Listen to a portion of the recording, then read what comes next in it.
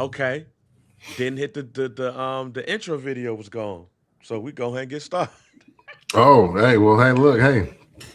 Matter of fact, no, we gonna do it like this. Hold on. We could. It was supposed to go automatically, y'all, but we'll go a little something like this. Hey, what's up, players? WWE Hall of Famer Teddy Long. I just want to endorse some of my brothers that are doing an outstanding job of podcast. I'm talking about the first Black Champ podcast, one of the greatest podcasts of all time, and it's growing and growing each and every day. Talking about my man, J.R. Bang and Champ from the Port. Players, you better take a listen to them, and if you don't, I'll have J.R. Bang and Champ put them in a tag team match, and it's going to be a lot of trouble.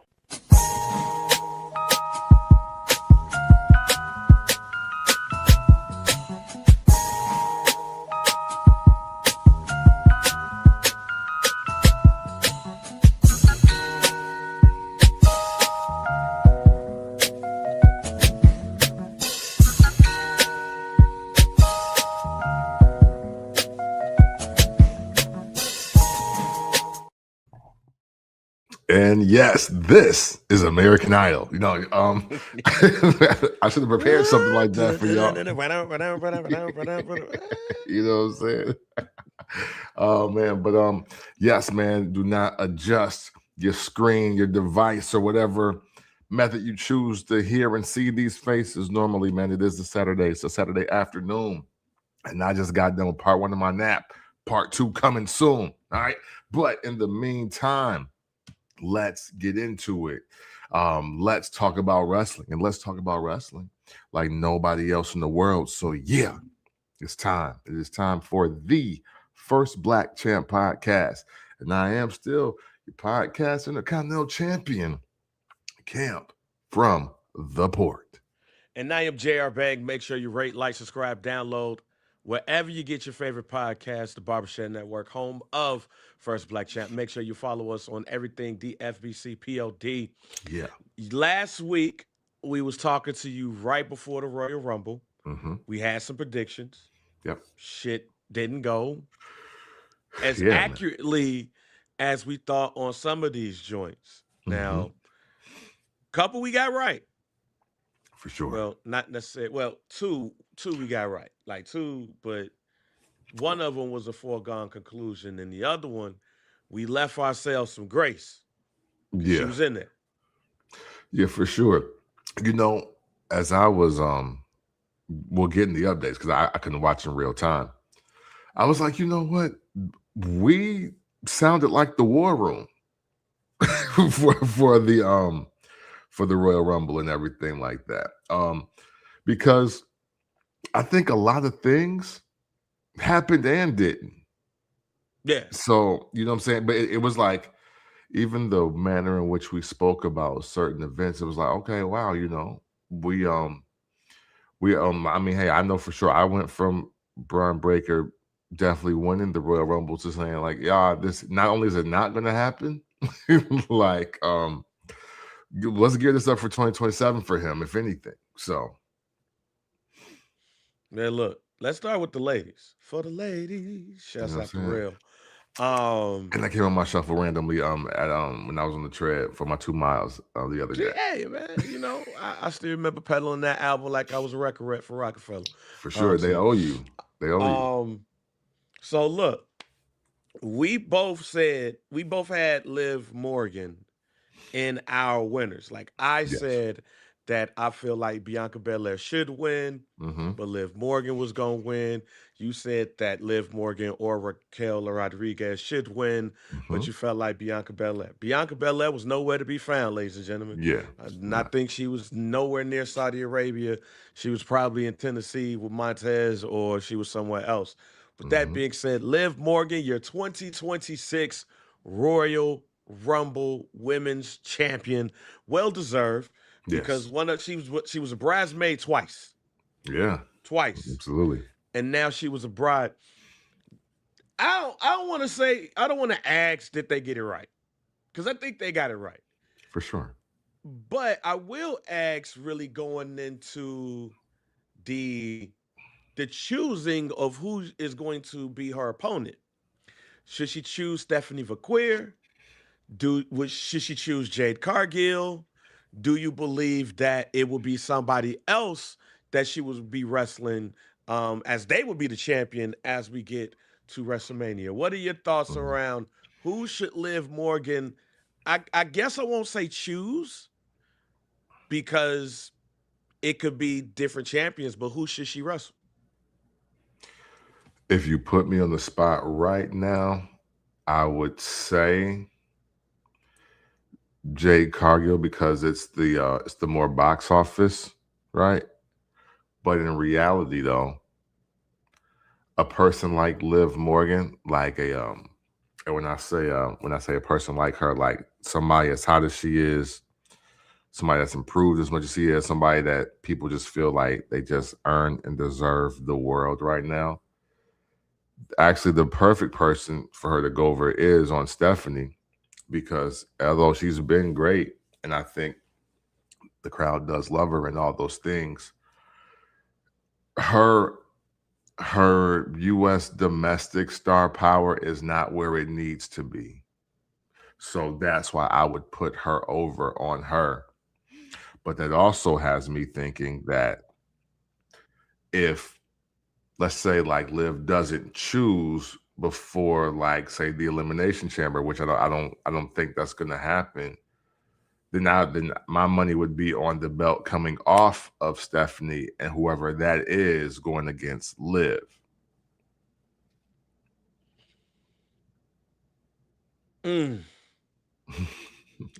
I would rather see Liv versus Raquel Rodriguez with some type of breakup, of course, Okay. happening in the Mm-hmm. process. But then Stephanie Vaquer defeated Raquel Rodriguez in the Philadelphia street fight. Mm-hmm. So I'm probably going to stick with Stephanie Vaquer here Okay. because I would rather see Jay Cargill and Bianca Belair go up against each other. I have no Sure. reason to want Liv Morgan to go up against Stephanie Vaquer at this Mm-hmm. point right now. Yeah. And seeing Liv and Jade Cargill on SmackDown Mm-hmm. on Friday solidified that for me. Don't need to Okay. see that. There's a little bit of history, but that history revolves around Jade thinking that it was Liv that jumped her, Yeah. but it was Naomi. Yeah. It's something to me, like I think you said something last week when we were talking about the Rumble and how Raquel Rodriguez has really done her thing for the last couple of months. Mm-hmm. And then she gets thrown over the top rope by Liv Morgan at the Royal Rumble and was like, yo, why you do that on Monday? She's like, yo, why you do that? Well, just don't come down here. You lose. But I don't think there's a clean way Yeah. for them to have them go up against each other unless it's a triple threat match. Mm-hmm. And because I already feel like it's going to be one main title that's going to be in a triple threat match, the way Yeah. it looks right now, I don't need to see that. I don't need to see multiple triple threat matches. Yeah. So I'm gonna say Stephanie Vaquer. Mm-hmm. I'm gonna say Stephanie Vaquer versus Liv Morgan, but they got to make me want this. They got to make me want to see these two. You got to give me See. something to sink my teeth in and be like, yo, I really like this. Right Yeah. See. now, that is geared towards the internal when it comes to the Judgment Day, and not necessarily anything outside of it. Mm-hmm. See, but that's the problem. Again, we're wrestling fans, obviously, and it should go to the well, every superstar is deserving, because who are we to say that who don't deserve to go to WrestleMania, Yeah. right? But and Damian, I want to, because I think you got the wrong name for the person that you're speaking of right here. Damien be tweaking sometimes. You know what I'm saying? But shout out to Damian, man. We love that you tune in. See, I feel like Stephanie, although, she is, the Spanish Lucifer or whatever, and she got the cakes out, you know what I'm saying? She gives me more mid-card, and not jobber, but just mid-card talent than superstar. I absolutely think Liv is a superstar. And especially if you look at the women's roster as presently constructed and you look at the women that are dominating or have dominated over the last 5 years, Liv is smaller, not as athletic. At one time, she was not as she wasn't nearly where we're going to give her a mic. And look where we are today. Like, I think people super underestimate the concept of developmental and how it is bigger than just, oh, I was in NXT. We like a lot of people who aspire to be wrestlers should be studying exactly what Liv Morgan has done over the last 6 years. It is absolutely remarkable.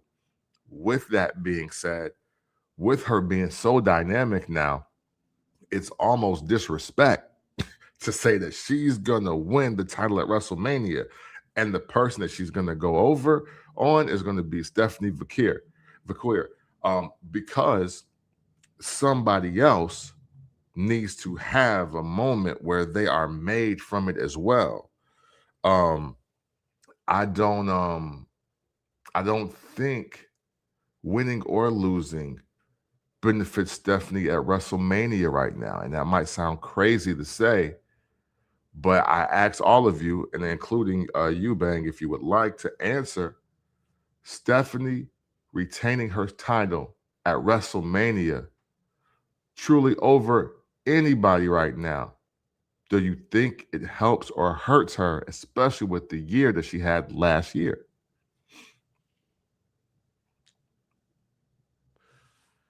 Let me go back to the superstar part first, because I think that's the best place to start with this question. Liv is a superstar character. Mm-hmm. If we're talking about the character on the women's roster, I don't think there's a better character than Liv Morgan right now. And you can see when she jumps off on that screen, the reaction. Mm-hmm. And when she won the Rumble, reaction. All of those things, right? Mm-hmm. I don't think Stephanie Vaquer is a superstar character, but when it comes to the match that you get in the ring, she's a superstar in the ring. With that being said, at WrestleMania, you need both. Yeah. But I believe that her losing at Mania will give her. I don't think it will hurt Stephanie Vaquer to lose at WrestleMania, because she's going to give Liv Morgan quite possibly the best match that she's going to get from anybody outside of like Roxanne Perez on the Raw roster. Really? Liv's comeback, I think that solidified itself like 2 years ago. And then when she did the Revenge Tour with Rhea Ripley, and low-key hurting Rhea Ripley. When I look at WrestleMania, I'm looking at the storyline of WrestleMania. Mm. Like, when we get to WrestleMania, I want to know why I need to be invested in this match. And I could say, at least in my opinion, in the last couple of months, there have been numerous PLEs that I've not really been engaged with, because there's no reason to be engaged, or I haven't gotten any reason to be engaged in this. Mm-hmm. When we get to the main event of WrestleMania, that's engagement. When we talk about that later on in the show, I'm engaged.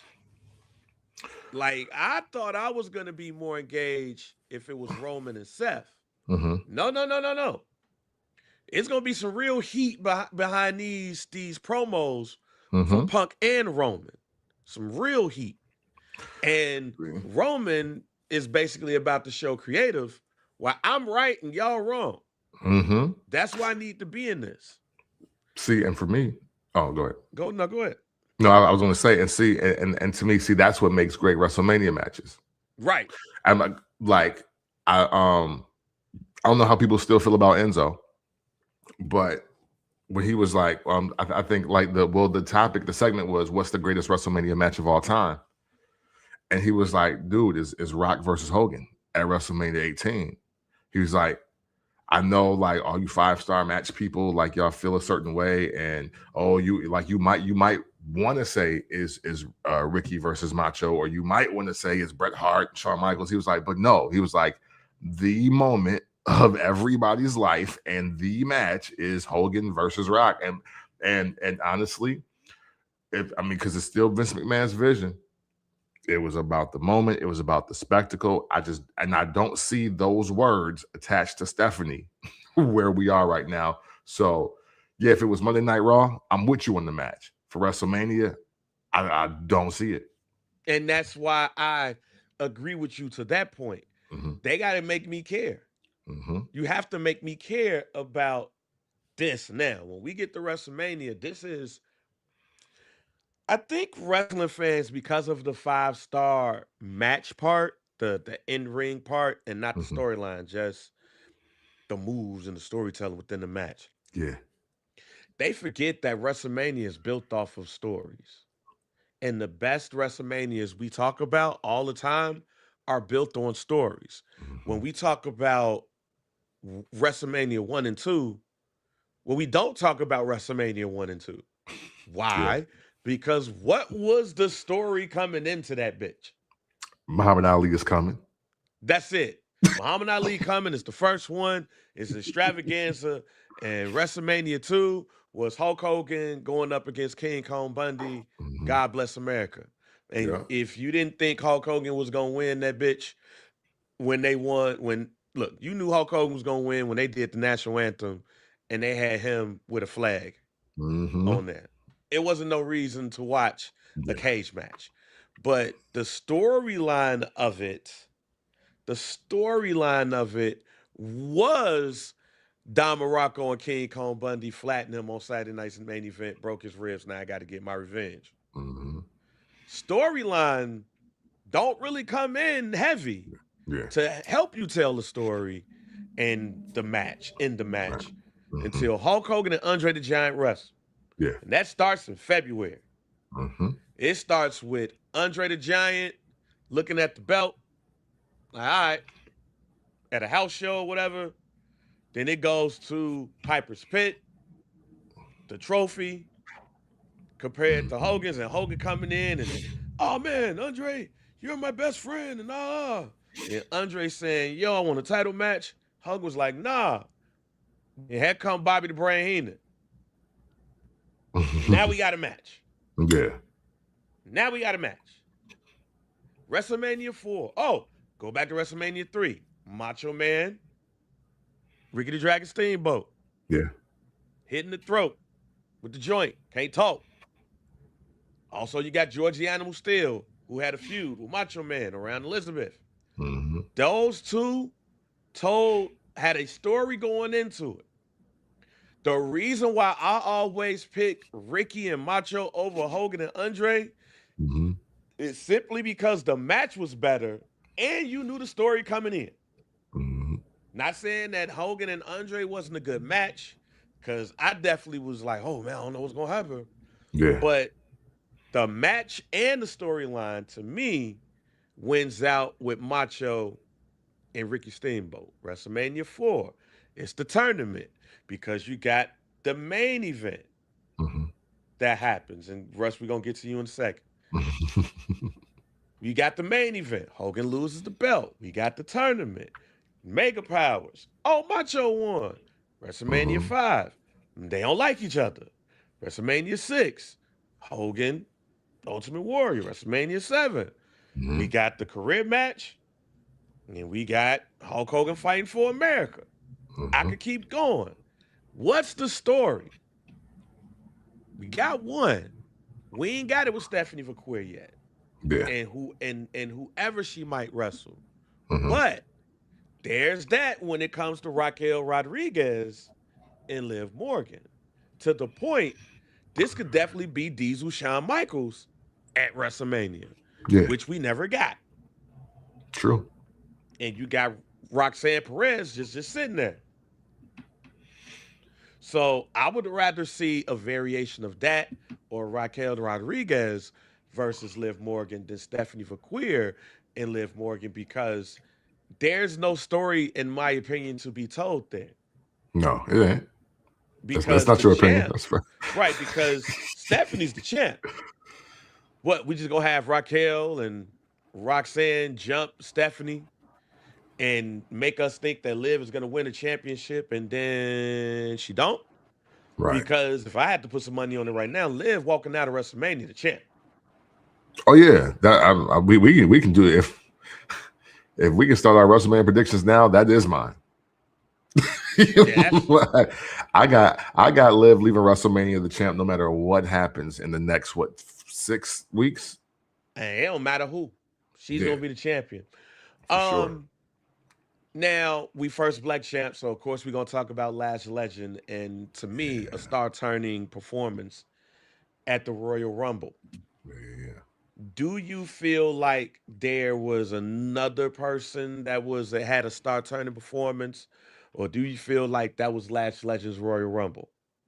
I feel like it was Lash Legend's Royal Rumble, and you know what? I mean, obviously, because of the ending, so Ruka, you know what I'm saying? But no, I'm just gonna give the edge to Lash Legend, not because I'm just high on her, because every Royal Rumble, you hope that somebody just comes out and the performance is just like, oh damn. And I think for the world, it looked like, oh damn, when Lash Legend did anything. And I love the fact that she really played into it. She very, very rarely do you get a Royal Rumble like the person that's not the winner give you so much energy, so much character, and then they kick ass. You know what I'm saying? Like that, like even the first time where they started the main guy, or the main like person just eliminating everybody, it's kind of bland. Like, don't get me wrong, Kevin Nash did a really good job with it. Kane did a really good job, but you kind of expect that, right? The women's division is a little different in regards to like, yeah, you got your power girls, you got tall girls, skinny girls, athletic, technically sound, whatever. But a lot of them don't give you much character while they're doing their eliminations or while they are, just in process of being themselves. There was flashes of Bianca Belair and Lash Legend to me, and that's very important as a person like Bianca Belair has been out and her void hasn't even been filled in the slightest. And I'm not talking about just somebody in the main event, but somebody that black people can get behind because they black or some like another black wrestler to get behind that we haven't been either shown or force fed in the last few years. So that's why I got Lash at the top, because man, every time I see her, she looks like a superstar, and it's right on time. It ain't, damn, I wish they would have did this 2 years ago, or damn, I wish they would have gave her this, or she deserves this. It's like, no, it's right on time. Like, she is lightning in the bottle, but she is also right place, right time for me, unquestionably. Three for me, and number one is Lash Legend. In fact, these three are all Nubian queens, but they're Nubian queens in a way that Saudi Arabia just told me they don't like black people. There you go. More specifically, black women. Lash Legend is number one. They chanted overrated to Lash Legend like she's been doing it. Yeah. It's like, what are we doing, Saudi Arabia? But she was number one. Sol Ruka's number two. Like, Sol Ruka let me know that when she gets to the main roster, she's gonna have a title soon. Yeah. I don't know if it's gonna be one of the Intercontinental or United States or the main, but Sol Ruka is a star. And she's also a mixed black woman. Yeah. They cheered her though.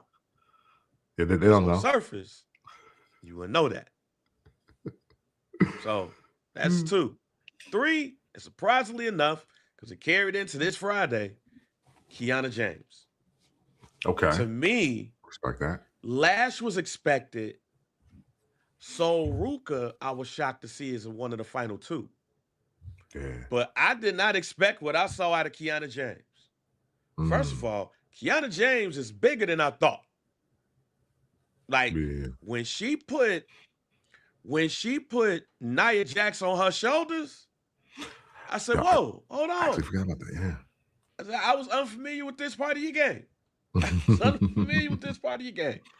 And she lasted as long as you see some of those people that get put in those positions in the Royal Rumble. So she had time throughout the whole match to really show part of her skill set.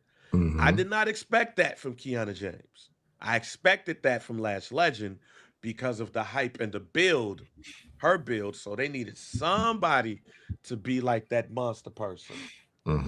But I didn't, and so Ruka, you put her on Saturday night's main event with Bailey.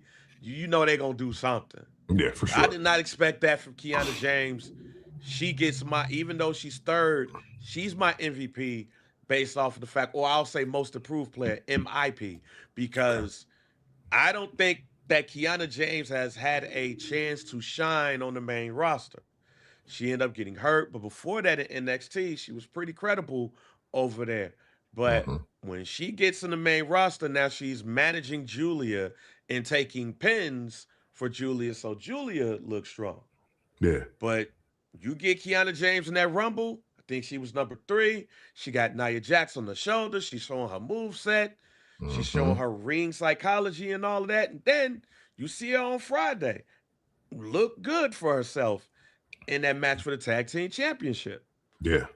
It makes me want to see more from Kiana James moving forward without Julia. I want to see what'll happen without Julia if they'll give her some type of push. With that being said, hey, Saudi Arabia didn't realize she was black too. They booed 3 women merciful. Well, 1 woman. Saudi Arabia booed 1 woman mercifully and called her overrated. And you can't tell me it wasn't because of her skin color. Because 2 others who have a mixed race and look more opposite than what they think is black got cheered. Yeah. So Saudi got some explaining to do. Either they're concerned about melanin count, or they want to know if their spouses are a fair skin. That's what I got. Now It's got to be one of those. Now, also within that, and I don't know if you watched Unreal, the WWE Unreal this season yet. No, I haven't seen it yet. If and when you watch it, you have to watch it from the Chelsea Green side. Yeah. Sometimes people are so good at what they do, the niche of what they do, that people don't see them past that. Yeah. I know that because I've been there. I know that because I've been there. I've been in situations where people would look at me as this segment or that segment, but not look at me as somebody that can be here. I feel like that's what they're doing to Chelsea Green. So she's in season 2 also. Yes. Okay, because I felt like, because what you're saying, I felt like that when the first one. it's even more telling on this one, where you got Michael Hayes pretty much saying, like, she's not no top star. She's good in this area, but she ain't no top star. I ask you, do you feel like Chelsea Green could be a main event star for the women? Yeah, absolutely. And shoot, until when all those injuries hit, Chelsea Green was the only star on the roster, period, if you was asking me. It was like there was that brief moment in time. I think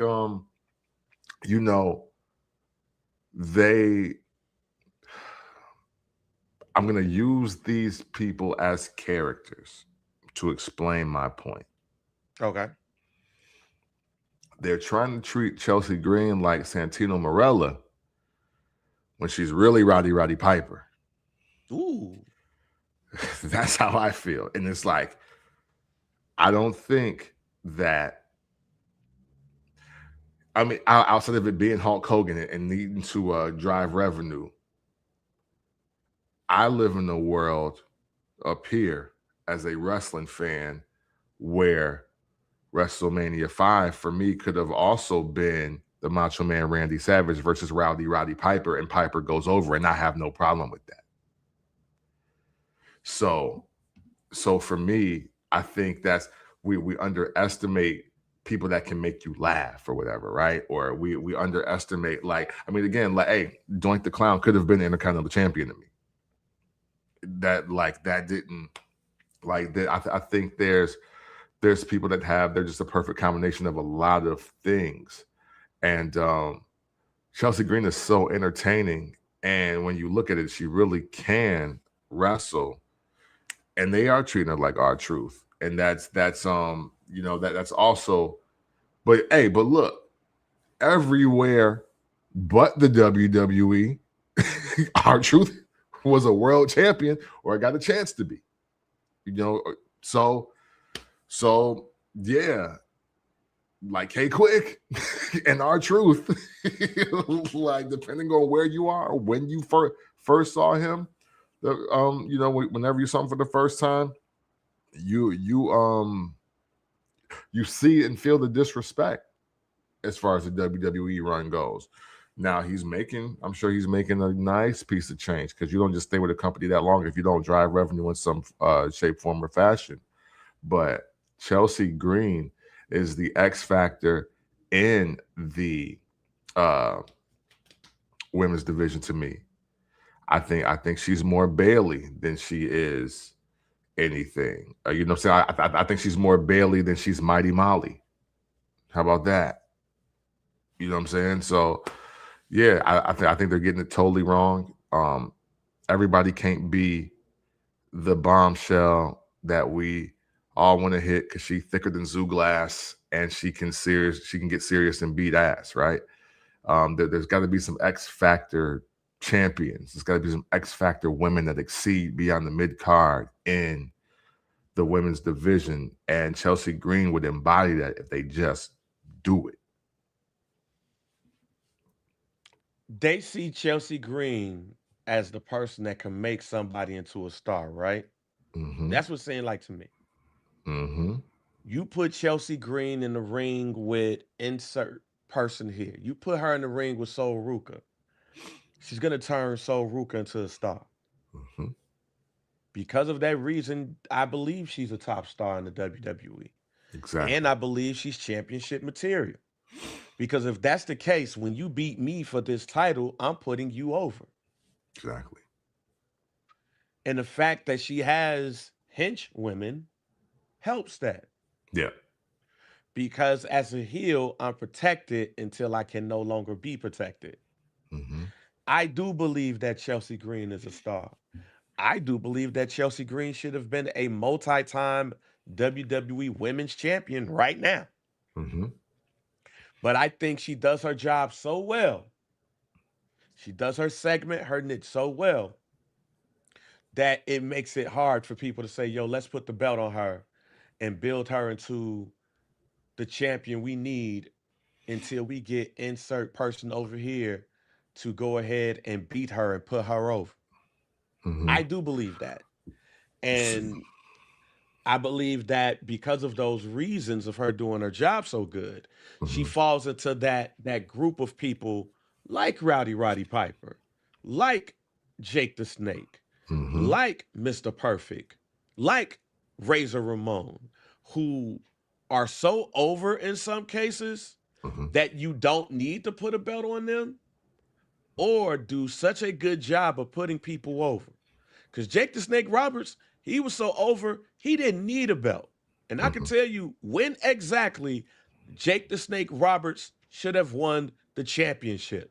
It just so happens when the downfall started to happen, But the minute he turned heel with the never trust a snake shit, it Mhm. should have been Jake the Snake Roberts versus Hulk Hogan at a WrestleMania.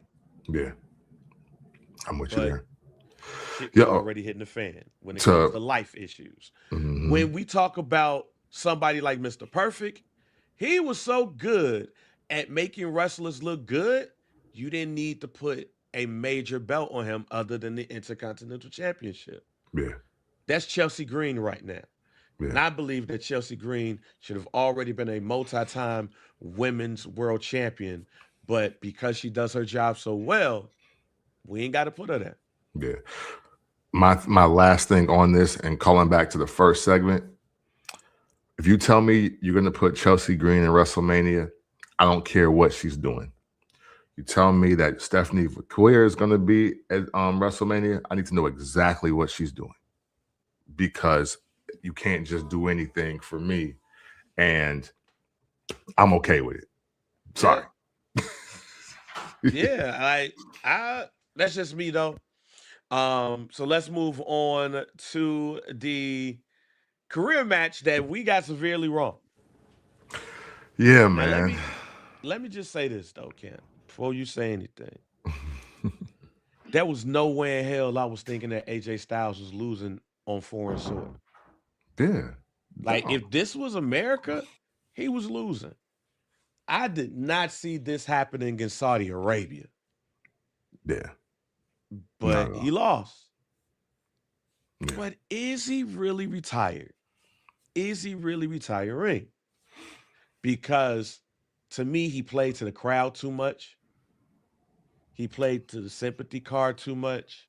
Mm-hmm. He ain't leave nothing in the ring like most retirements happen. Mm-hmm. He played to the crowd, then he finally left. Mm-hmm. And it don't feel like AJ Styles is retired Mm-hmm. because they moved on too quick. Mm-hmm. Am I wrong in thinking that AJ Styles versus Gunther will happen at WrestleMania? Oh wow. You know, I don't know. I kind of want to say you're not wrong, right? Because I feel like Adam Pearce is gonna like just say or do something that's just gonna make this not a thing. Tell it. For me,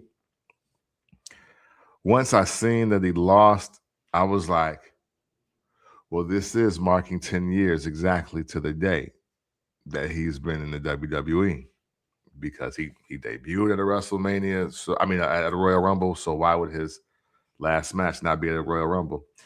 Russ, you're right. You did not get it wrong. But again, even with the marketing and everything, and I'm looking at this and I'm like, but why even say all this if Gunther's going to ASAP AJ Styles out the WWE in the first quarter of 2026? I just don't feel like it's over. But at the same time, respect the new branding. If we respected the Legend Killer branding when Randy Orton did it, then we gon' respect Gunther being Ivan Drago of the WWE, and he just laying everybody down. So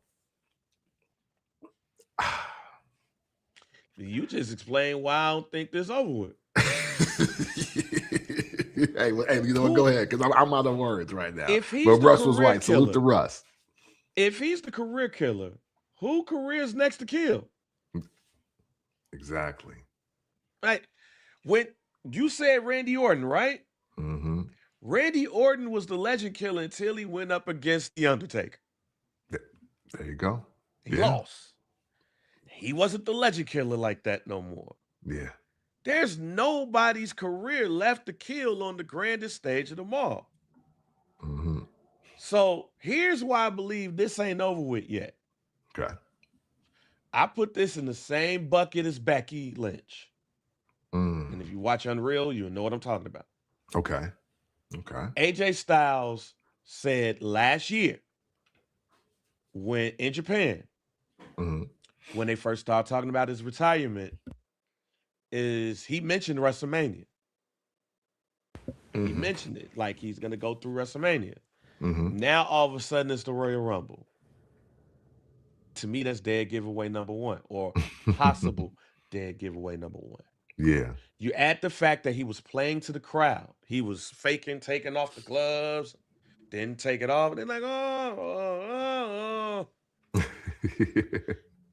And he just left. Nah, fam, you don't play to the crowd like, man, I wonder if I want to give this up. Yeah. If you ain't coming back.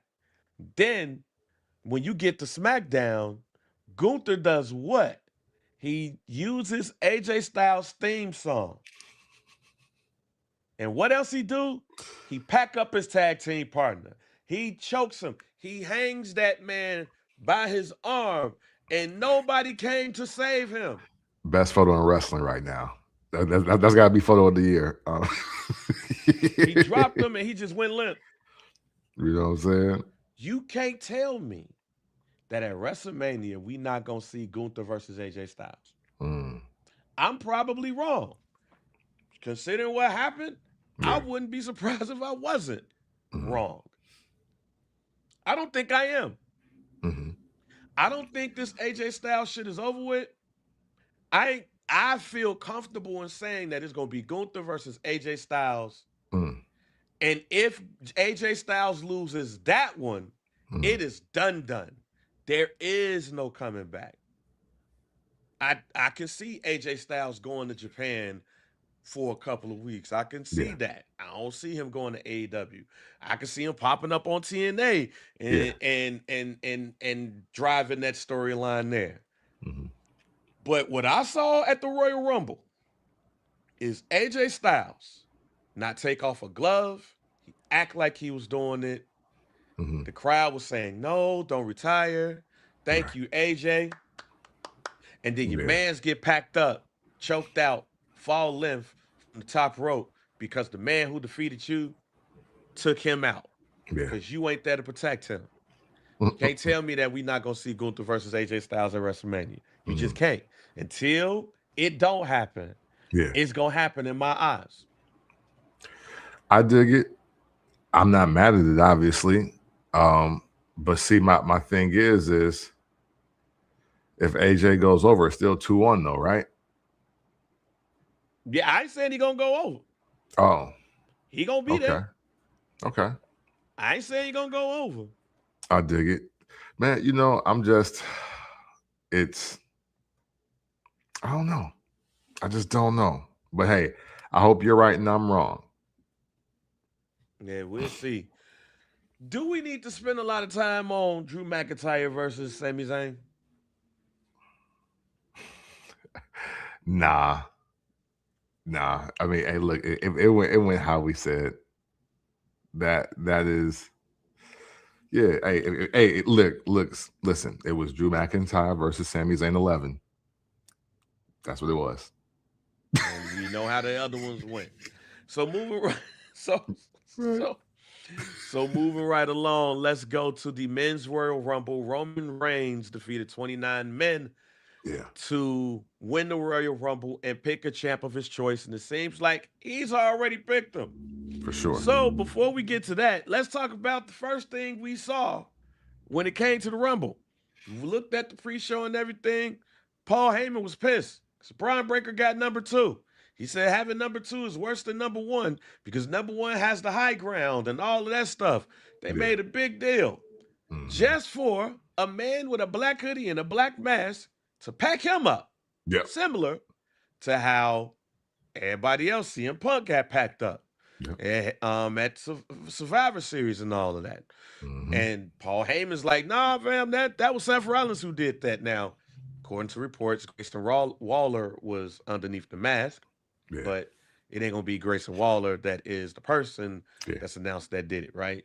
Right. But I had to throw that out there because I was like, sometimes the internet wrestling community get on my nerves. Why did we need to know that there was Grayson Waller underneath the mask, right? Like, right, man, because it's not going to be the reveal. It's not going to be the reveal. That being said, Braun Breaker being number 2 and being instantly thrown out the Rumble by Oba Femi after he's packed up by the Man in Black.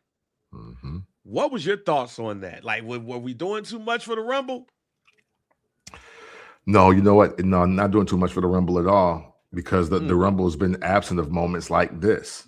You know what I'm saying? Like, I often think about how, like the year the Macho Man eliminated himself because he wanted to get at Jake that bad.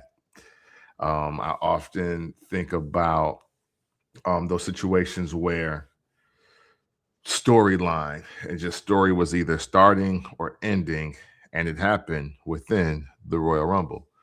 So for me, you're not doing too much.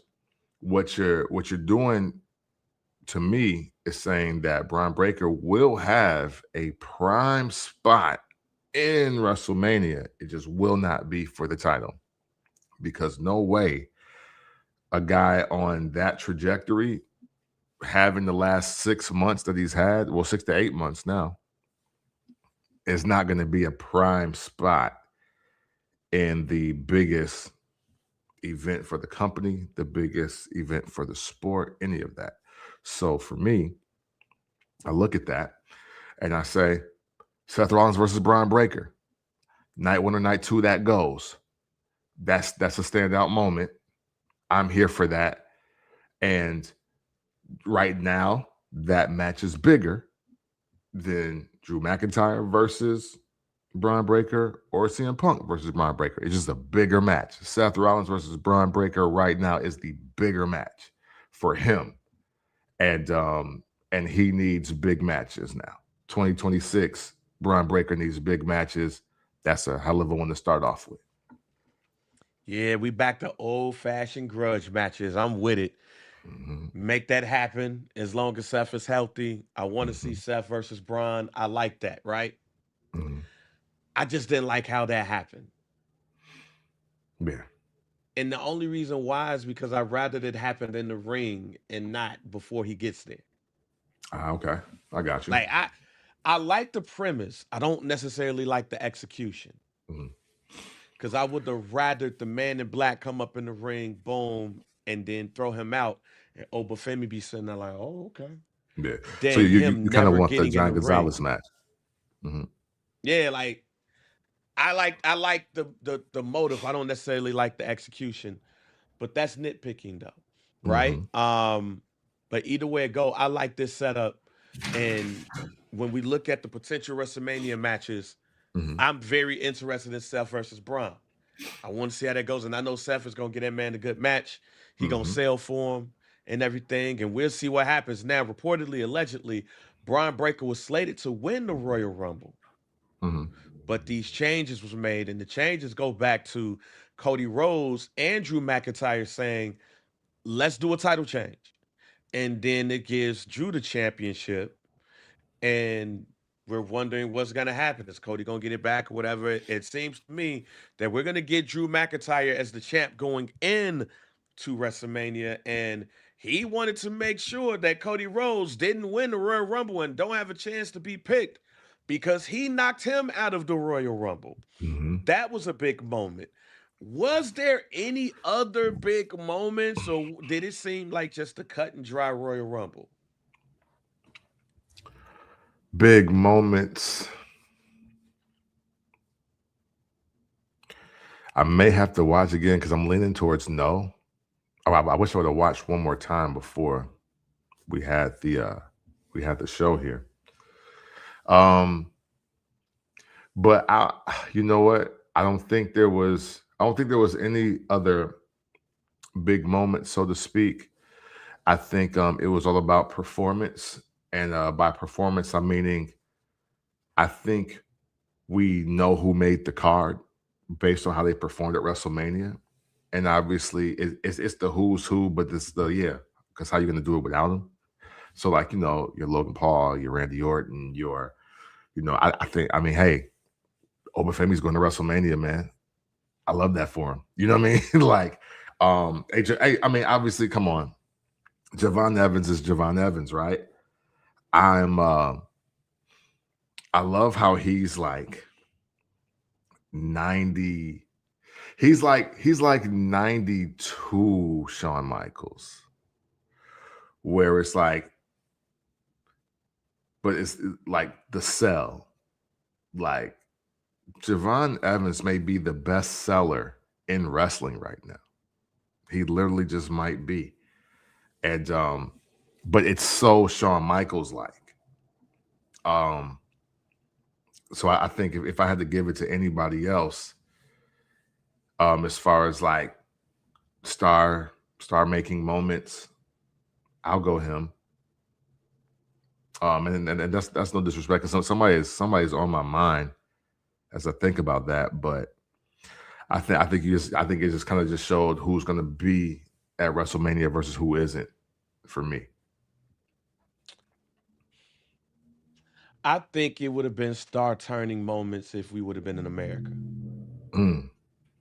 That do play a major part. Saudi Arabia don't deserve PLEs. Sorry, I'll just say I am out on Saudi Arabia hosting WrestleMania. Let me just say this. I'm straight. We don't need WrestleMania there, but y'all sold it. Go ahead and do y'all thing, right? Right. Star making moments. Oba Femi became a star at WrestleMania, and he solidified it this past week. Mm-hmm. I don't think this was a production issue or producer issue. I think it was a production issue. He, to me, became a star in the Royal Rumble, but they damn near killed it the way he was put out of the Rumble. Because it was a blip. And I think it was a blip because of production, not the producers of the match. I liked seeing all three of the blackest dudes in the Rumble together. I like Royce Keys' debut, but it wasn't a star-making debut because that crowd was hush. Yeah. It was one thing for, them to do the image and then change it. But again, because Saudi Arabia obviously doesn't like black people, it didn't hit like it did probably at Johnny Crib in Detroit, Michigan. You know what I mean? Right, yeah. It just didn't hit. It didn't hit for me. So it wasn't outside. Trick Williams. Trick Williams was the black person that got cheered the highest. Yeah. So and I think that was that because of call and response more than anything. Yeah. If he's the one breaking the color barriers, then he'll be winning his first title in Saudi Arabia. Man. Crown jewel. But Roman Reigns won it, and I feel like they got it right because on Monday, man, when I say that is a great way to start a blood feud, so to speak, a major feud, that's how you that to me, it's not on the same level, but it's in the same ballpark as Hulk Hogan Macho Man, the main event. Hogan Andre, the main event when you get to WrestleMania 4. That's on that same level to me is how you start a feud going into WrestleMania. Kind of old school when you think about all of these things happen in early February. Yeah. But before we get to CM Punk, Roman Reigns, how the hell is La Parka in the Royal Rumble and not Finn Bálor? See, that's my point. That'd be my point right there. Who the fuck needed to see La Parka? Who? Especially in Saudi Arabia. Like, they weren't in Mexico City. They weren't in Albuquerque. They weren't even in Scottsdale, Arizona, or San Antonio, Texas. If we're going to bring La Parka out for the Royal Rumble, it needs to be in a predominantly Spanish area where wrestling and lucha libre is like highly celebrated. Again, it's bad enough that we can say Finn Bálor was not in the Royal Rumble for 2026. It's bad enough we can say that. What's worse is the fact that a number went to La Parka, and even the people from our era, Bang, don't want to see La Parka in the Royal Rumble. So imagine, because I'm assuming they're all younger than us, imagine how Russ feels. Imagine how Damien feels. Imagine how I'm just going to scroll here. Like, I feel for y'all. Donnie, I feel for y'all. Because you don't give a fuck about La Parka. Hell, we barely do. So while I put him in the Royal Rumble, especially over Finn Bálor, you'll never get an answer that will make sense to me. See, here's the thing that made me upset more about this whole thing.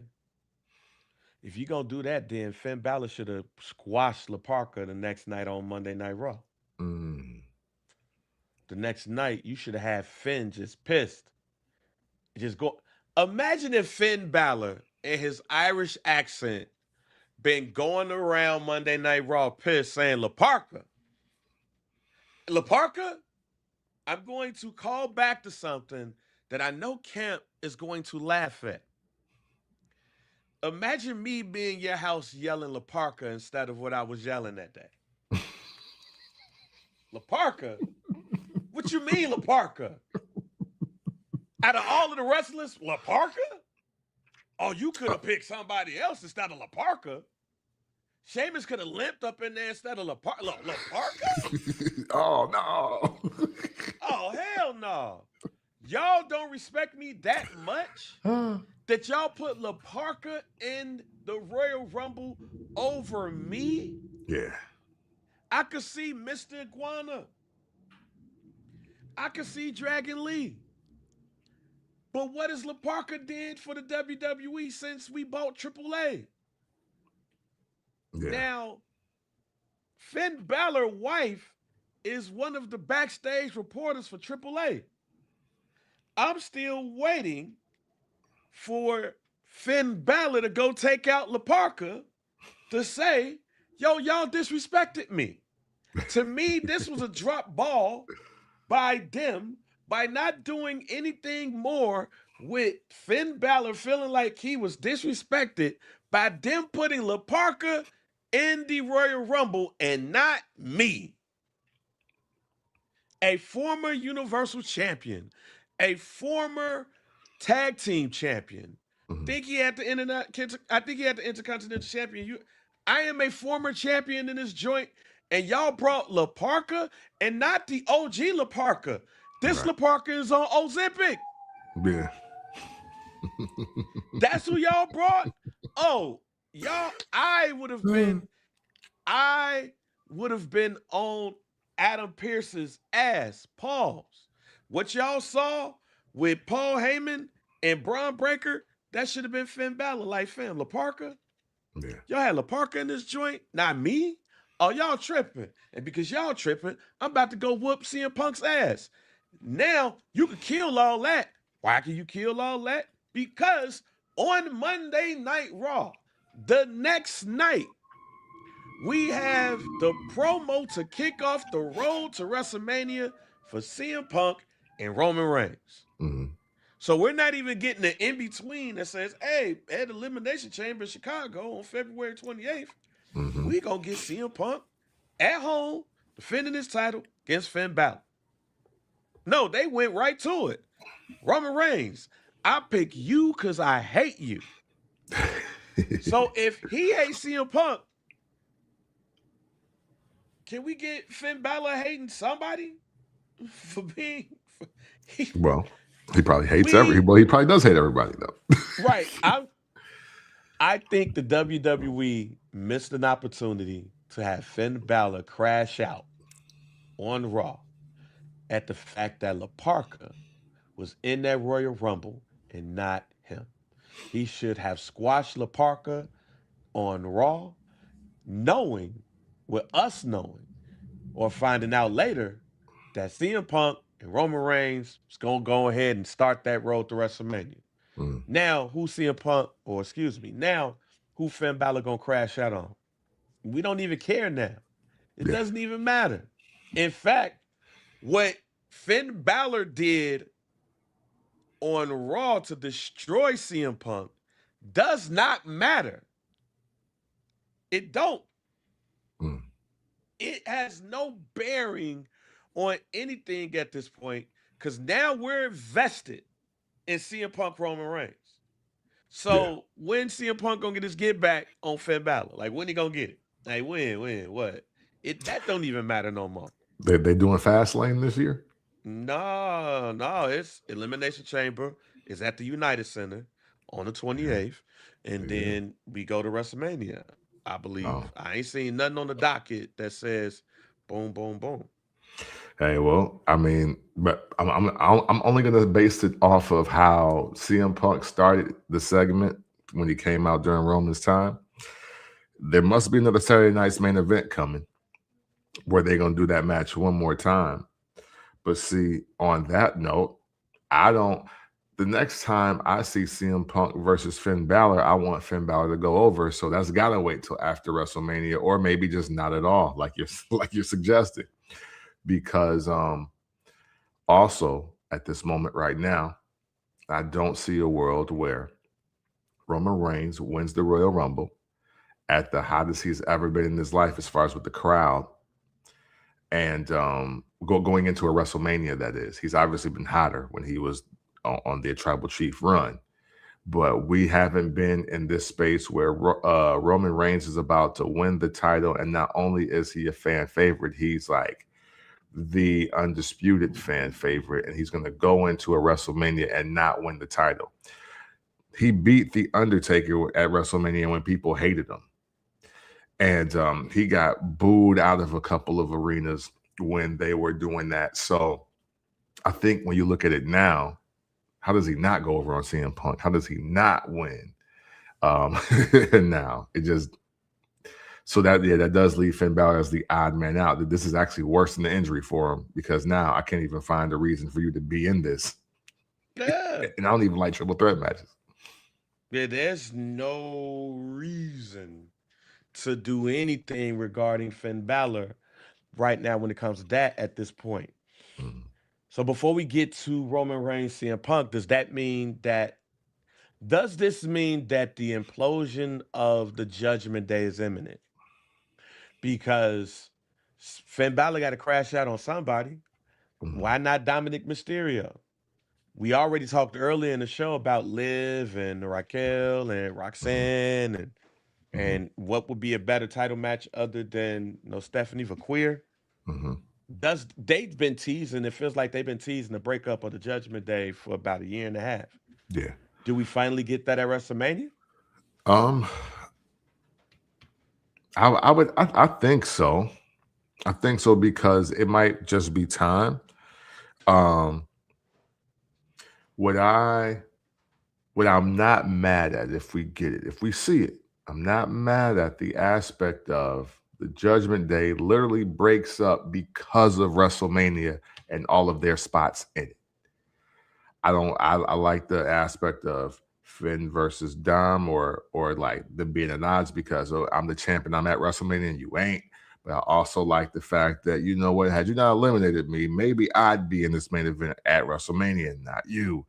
And then there's just Roxanne that's there, and that's great. But like, yo, I'm kind of only here because, you know what I'm saying, of like chicanery, if you will, or because they never liked you anyway. Like, so everything in that spiral with JD out.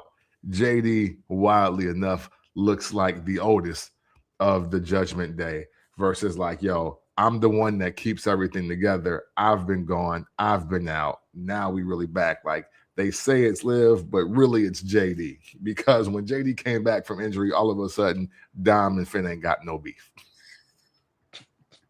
Hey, that's a good point.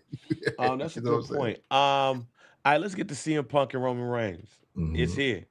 And Roman Reigns told that man, I'm picking you because I hate you. It's fire. Made my life hell.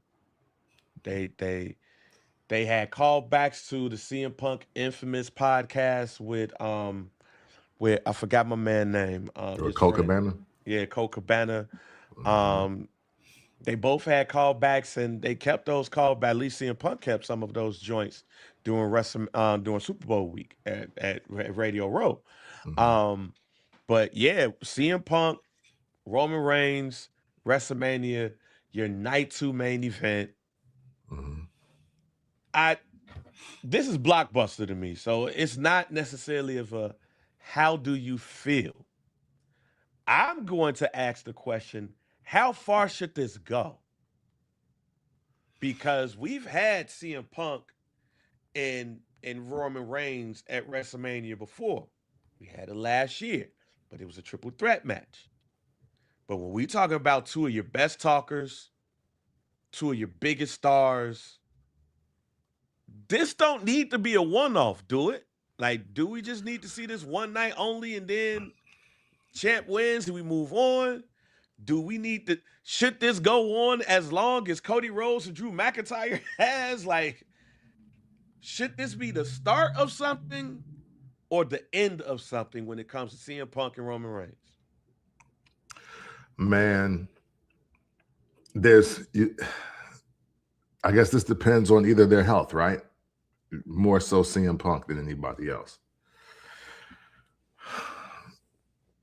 I don't know if I want to see 2, 3, 4 matches of CM Punk versus Roman Reigns, but hey, I didn't necessarily want to see that versus Kevin Owens or Drew McIntyre. The match I wanted, the 2, 3, 5-part series, was Seth Rollins, and we never got it. So, I want to say no, but then my legit question to myself is this: do I care about CM Punk as a wrestler if he's not in the title hunt or seeking a quest for the title at this stage in the game? See, last decade, I'm with you. I watch CM Punk do anything. You know what I'm saying? Like, he wants to start the Straight Edge Society. He wants to take over Nexus. He wants to, just hate John Cena, whatever. I'm here for it. Now, at this stage in his career, with even just the way he cuts his promos, if he's not in the title picture, or if he doesn't have a title match coming, I don't think I care anymore. But I can say different from Roman Reigns, because there's so much story that he can still have. There's about 4 or 5 non-title matches that Roman Reigns can have. To me right now, he still matters to me. I don't know if that's the same for CM Punk. So do they feel like I do? And we get this match again at Money in the Bank and then SummerSlam. Don't know, but that's how I'm feeling right now as you say that. It's got to be a trilogy. Mm-hmm. It has to be a trilogy that Roman Reigns wins. We need to see CM Punk versus Roman Reigns in some type of capacity from April 19th to June. Mm-hmm. Because then we need to see at SummerSlam Seth Rollins versus Roman Reigns. Mm-hmm. We got to see that go into Seth and Roman. This way, you have two of the biggest storylines in the WWE in quite some time running into each other. Because if we let the internet and Unreal tell us, WrestleMania was supposed to be Seth Rollins versus Roman Reigns, but Seth got hurt. We getting that at SummerSlam, night 2. That's right. It is I 2 don't nights need now. to see. I don't need to see a winner of the King of the Ring. I don't need to see none of that shit when it comes to Seth and Roman. But I don't want a triple threat match again in this time for a belt. Mm-hmm. I need Roman to win the CM Punk feud and take that shit to take that shit to SummerSlam and go up against Seth Rollins, the match that we've been wanting to see one-on-one at the main event of a major pay-per-view at this stage in their career quite some time. Yeah. Yep. And by doing that, you prove Roman right. Because he's going to be the common denominator in all of this. And you can't tell me that the WWE wouldn't be back to a fever pitch if Roman Reigns has CM Punk then go into Seth Rollins for the back half of the year, at least for the summer. Yeah. You have the hottest feud in the spring, going to the hottest spring. Blah, blah, blah, blah. You will have the hottest feud in the spring with Roman Reigns and CM Punk. And you transition that into the hottest feud of the summer with Seth Rollins and Roman Reigns. By the end of that, you would hope that there's somebody else that could come right in. Maybe it's Gunther, maybe it's Braun Breaker, maybe it's Drew McIntyre, maybe it's somebody else that's ascended, Oba Femi, Royce Keys. I don't know. But spring, summer, set. With Roman Reigns, CM Punk, Roman Reigns, Seth Rollins, Jacob Fatu, maybe. I don't know. A civil war for the bloodline again, but it looks differently. I don't know. Yeah. But all I know, they set. You print money, and you can't mess this up, Triple H. You can't mess this up at all. No, for sure. For sure. But we will see about that. Now, it is time for the segment you all love, y'all. I know y'all love this segment because y'all send us emails and stuff. I'm lying. Y'all don't. I'm just saying that y'all might send us like emails and stuff about this joint right here because y'all already know it is Do We Care. We ain't got a lot of Do We Cares to go on today. We got enough. Absolutely. Do we care number one? Should we care about the vision? Like, we get Braun Breaker, who does not make the Rumble, basically. You got Braun Breaker, who not only don't make the Rumble, but the next night on Raw, he looking at them crazy. You got Bronson Reed, who still got his issues with LA Knight. Yeah. Logan Paul was part of the Final Four.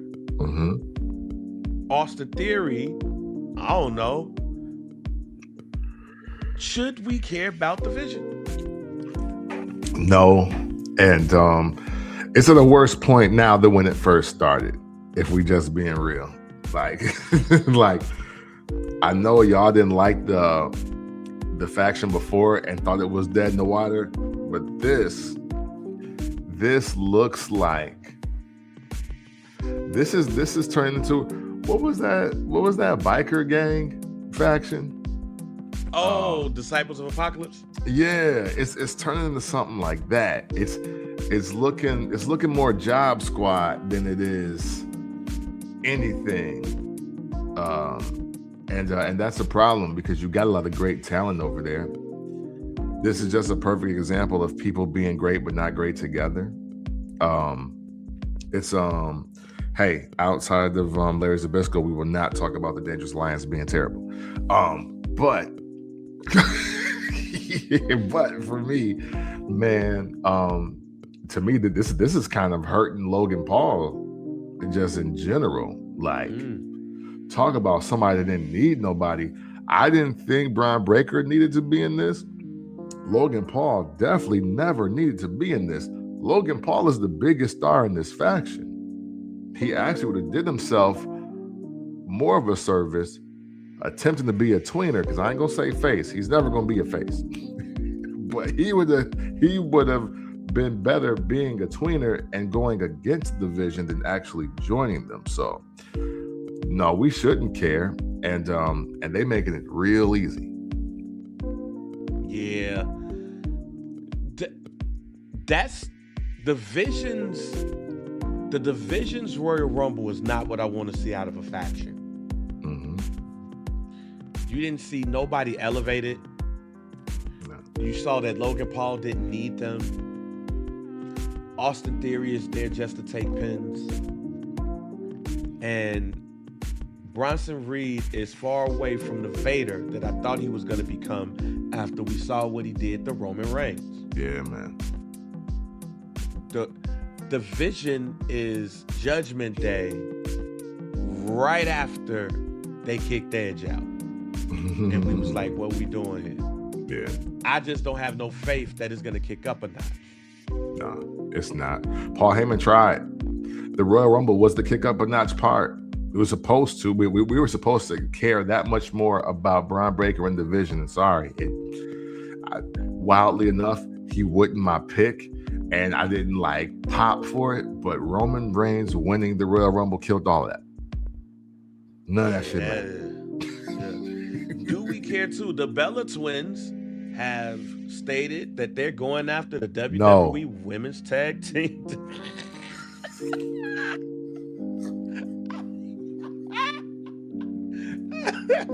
We don't care, huh? We don't.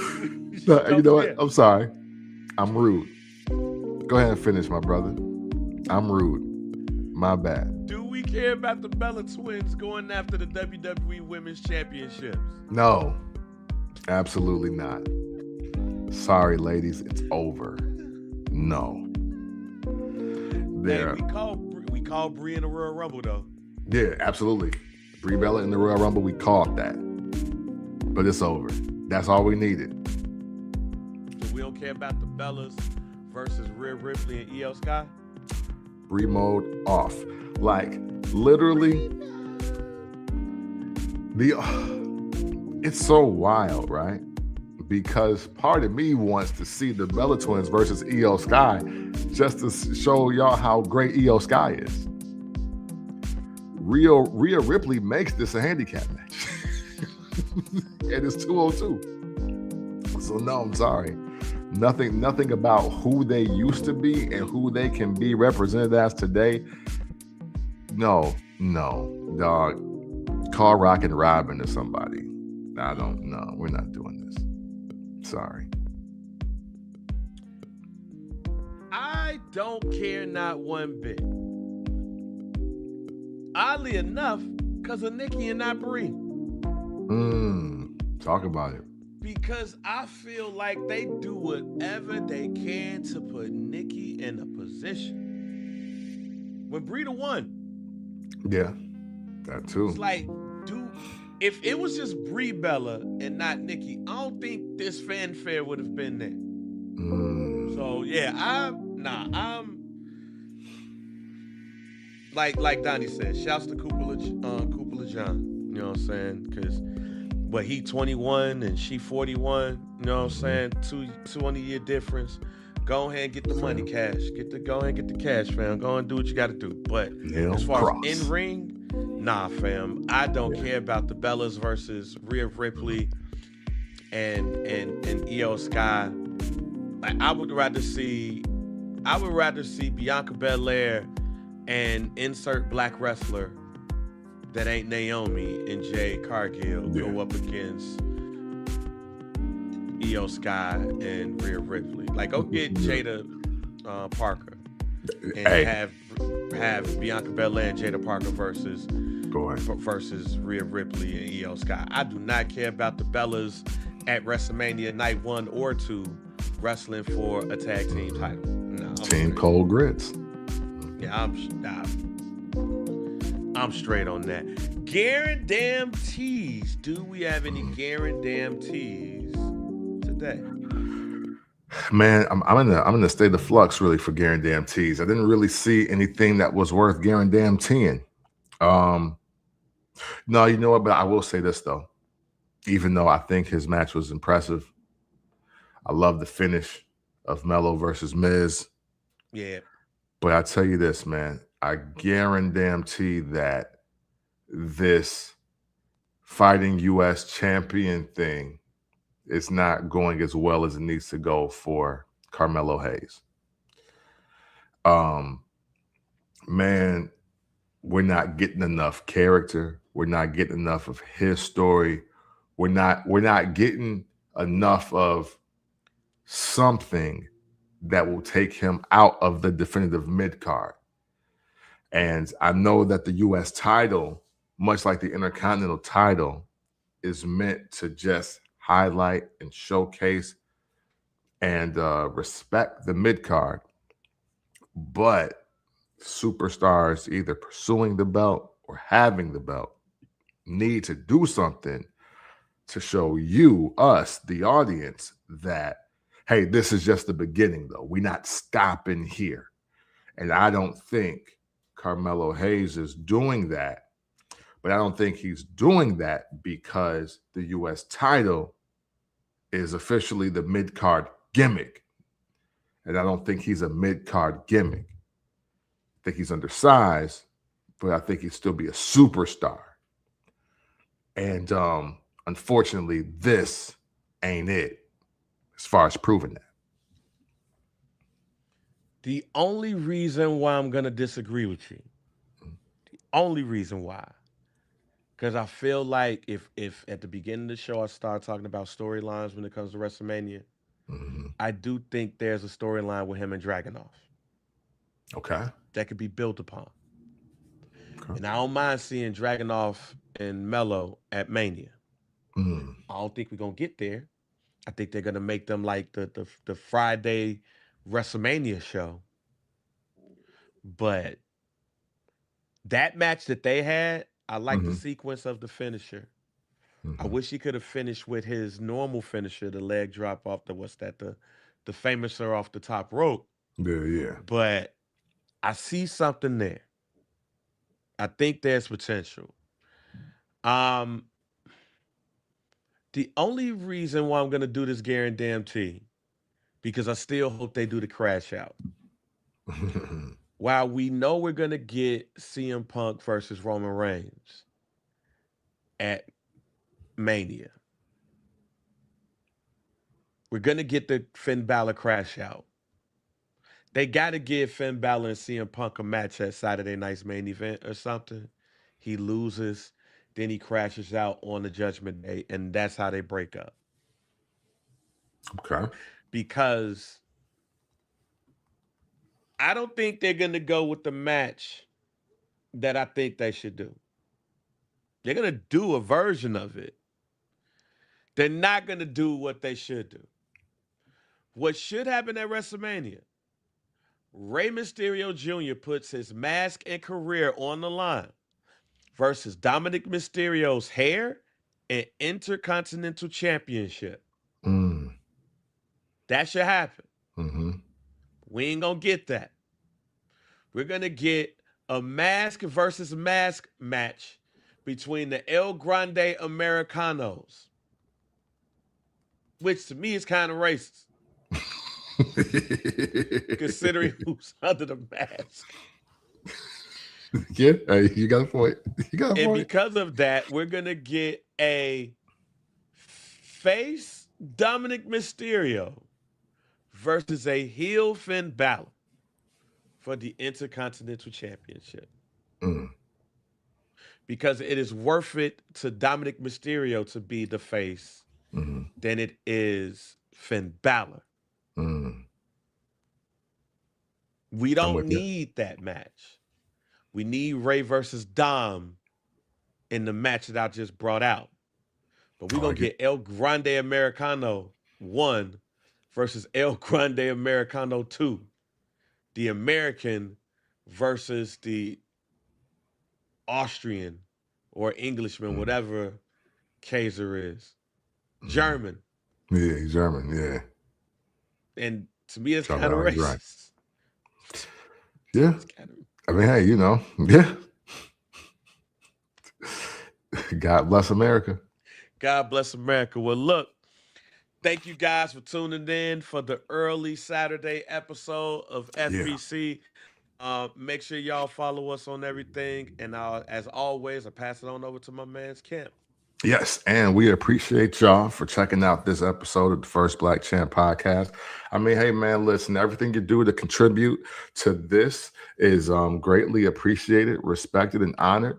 We thank you so much for everything you do to contribute to this community, and just let you know it is never going unappreciated, and we hope you stay around for as long as we do this show, man. So, hey, listen, if you ever want to talk about wrestling in an unconventional way, you do so by checking out the First Black Champ Podcast.